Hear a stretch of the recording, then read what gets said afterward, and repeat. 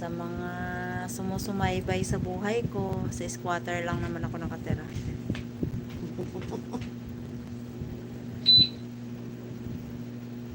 Sa squatter ako nakatira. Sa squatter ako nakatira. Kawawa. Pero 24 hours ang gwardiya. Matubig.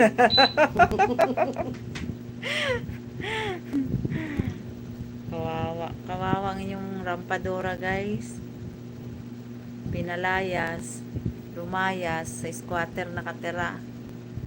Kaya pasensya na kayo, ang inyong rampadora ay ilang buwan din walang live. Kailan ba ako pinalayas? Bakit di ka nag-live? September. Wala na, wifi nga. Wala akong wifi.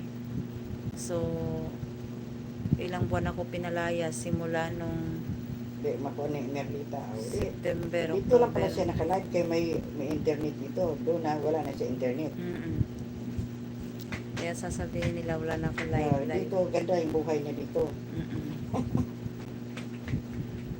Wala na. Wala man ako wifi. Kaya ang inyong rampadora, guys, wala nang wifi. Mahirap na kasi. Naki-wifi na lang kasi wala talaga akong kapira-pira. Kahit ngayon, wala nga ako kahit piso.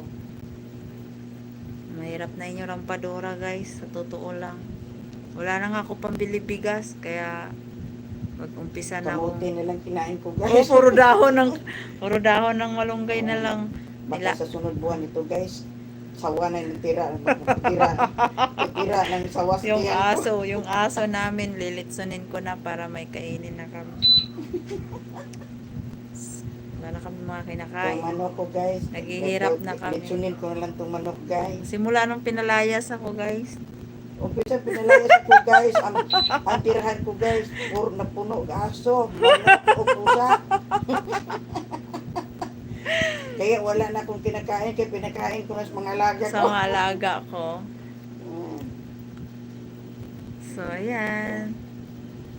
Kita mo naman, guys, ang pusa ko nasa kama, aga ko nasa sakit. Naglatag ng karton. Oo nga, bala ko nga talaga mag-video, makita mo yan. Asa ka niyan, guys. Ang mga alaga ko nasa kama. Ako, gakarton niya ko sa sakit. Diyos ko, ang hirap. Alam nyo, guys, pumunta lang kaya ako dito sa bahay ng kaibigan ko para maki-wifi.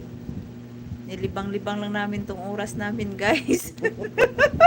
Kasi pag hindi namin to libang-libangin, antukin man kami. Itiis lang namin to, guys. Gapupo. Tiniis lang namin to, guys. Makaipon kami nang sa ganun maka-withdraw din. So, ayos lang.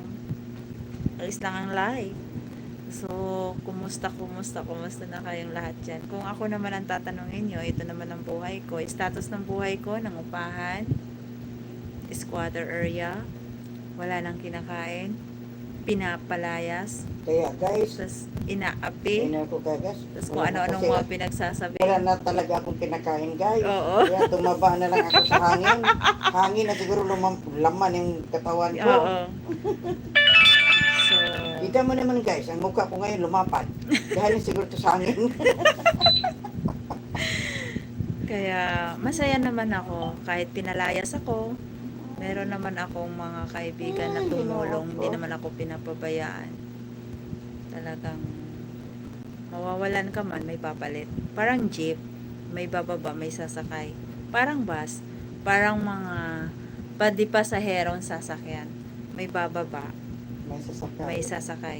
So, parang gulong. Itatakbo mo man siya pero may reserba. Ganun lang yun. So, Tulad sa gulong.